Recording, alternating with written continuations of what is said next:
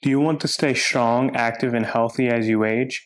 You can incorporate these 4 evidence-based exercise pillars into your routine. So the first is stability training. While stability training overall is very multifaceted, it incorporates balance and mobility as the foundation. I personally use mobility training as my go-to for stability. Essentially, I make sure I go through the full range of motion of each strength training exercise I do, and I incorporate some very unique exercises from the knees over toes guy, which has really transformed my life in a lot of different ways. The second is strength training. Strength training is important for maintaining muscle mass and muscle strength as we age. It also combats various conditions like osteoporosis and sarcopenia, which increase in prevalence as we age.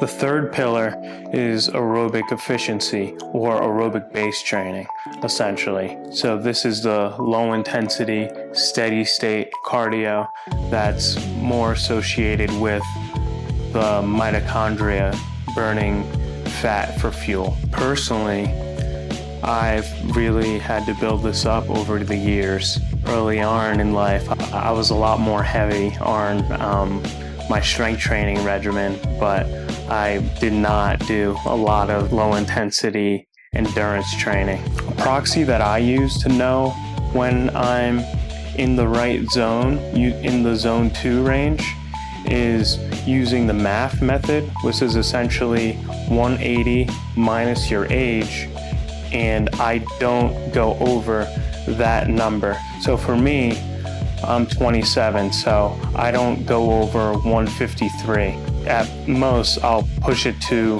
160, then I'll taper off or slow down. And purely nasal breathing is another proxy for people to know they're in zone 2. The fourth pillar is training at your peak aerobic output, which is essentially your VO2 max training or your zone 5.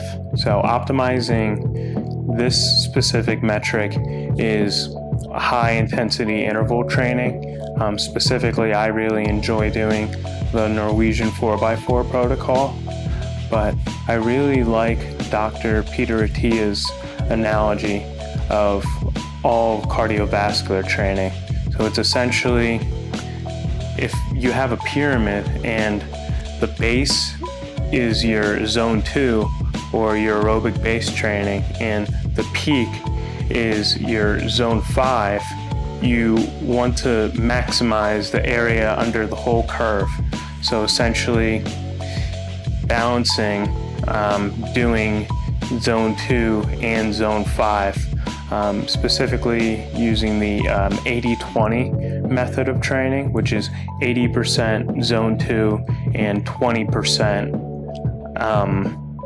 zone 5 or VO2 max. So in terms of the pyramid, if you only really do the low intensity cardio or long-term endurance training, then you're definitely going to have a very big base, and you probably will have increases in your VO2 max as well, just from doing that in general. But for really maximizing the whole area under the curve, you want to also incorporate about 20% of your exercise routine, that aerobic peak training. And on the contrary, if you really only do sprints or really only train for the VO2 max, you're definitely going to have a very tall peak of the pyramid, but you won't really have a substantial base of the pyramid. So it's really optimizing all of these different 4 exercise pillars to really have the best bang for your buck in terms of longevity. If you want all of the details on all these various exercise pillars and all the ins and outs, you can go to my website and check out my exercise protocol for longevity. And one of the best books for longevity in general is Dr. Peter Attia's Outlive, which really changed my life personally as well.